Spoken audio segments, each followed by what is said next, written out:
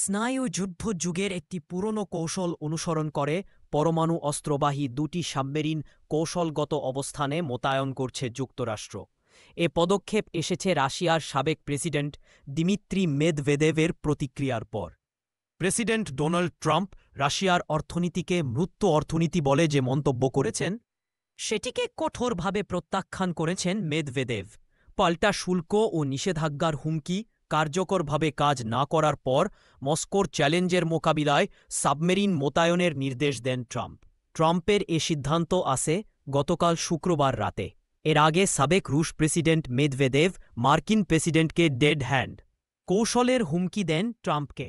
dead hand হল স্নায়ুযুদ্ধ পরবর্তী এক ধরনের স্বয়ংক্রিয় বা আধা স্বয়ংক্রিয় পারমাণবিক অস্ত্র ব্যবস্থাপনা পদ্ধতি, যা দেশের রাজনৈতিক নেতৃত্ব সম্পূর্ণভাবে ধ্বংস হয়ে গেলেও পাল্টা পারমাণবিক হামলা চালাতে